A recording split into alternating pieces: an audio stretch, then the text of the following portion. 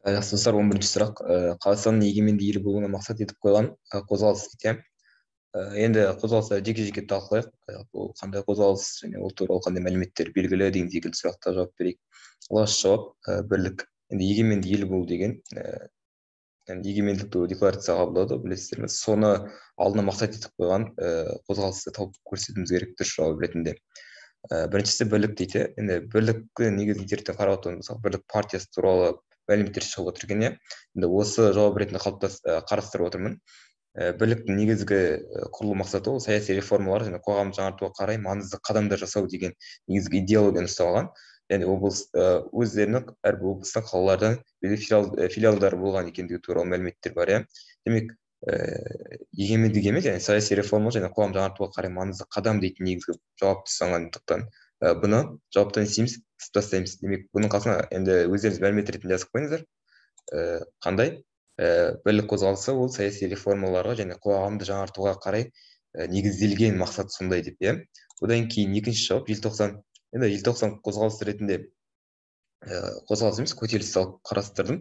Енді желтоқсан көтерілісі 1986 жылы 17-18 желтоқсанда болған Алматыда қазіргі КСРО үкіметтерінің Дінмұхамед Қонаевты билік басына алып тастап Көлбенің басшылыққа қоюы деген секілді дүниелер бар. Міне қараңыздар. Осы үшін қатты бір ашуланған, яғни қазақ белесін деген секілді көтерілістің негізгі мәні осы болғаннан кейін, яғни бұны да жауап ретінде не істейміз, алып тастаймыз. Бірақ бұл жерде тәуелсіздікке көтеріліс болмайды. Тәуелсіздік араға 5 жыл салғаннан кейін барып келеді біздерге. Дәл осы күнді біздер тәуелсіздік күні ретінде тойлаймыз одан кейін. Демек, жауапты не істейміз, алып тастай берейік. Одан кейін үшінші жауап азат қозғалысы дейді. Азат азаматтық қозғалысы, яғни қоғам саяси ұйым ретінде қарастырылған. Жалпы бұлардың өздерінің газеттері бар, немесе соңғы қазақ халқының отаршылдық пен тотализм зардаптан арылту үшін қажетті заңдарын қабылдау деген секілді дүниелерді қарастырылған.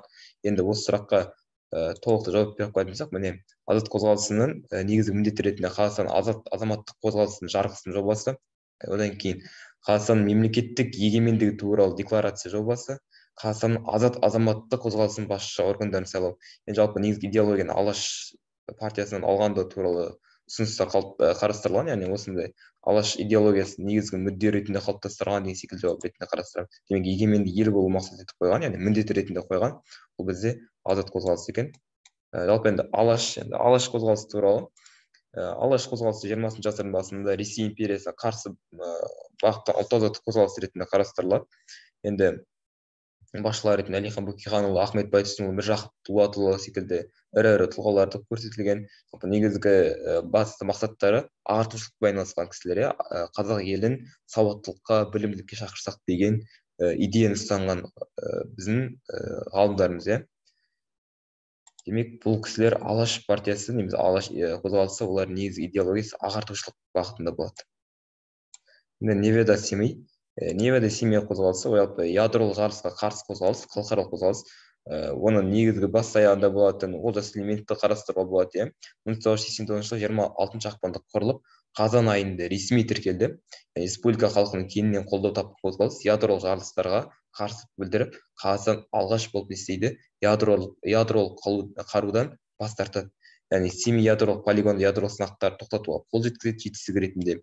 Одан кейін барып Ресей, ақш, Италия, Жапония, Түркия секілді елдерде өздерінің филиалдары ашылғаны туралы айтады.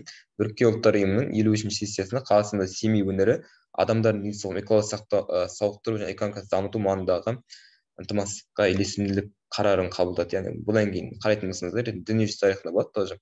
Бұдан кейін Франция бас тартты деген секілді дүниелер. Яғни алғаш болып Қазақстан ядролық қарудан 100% бас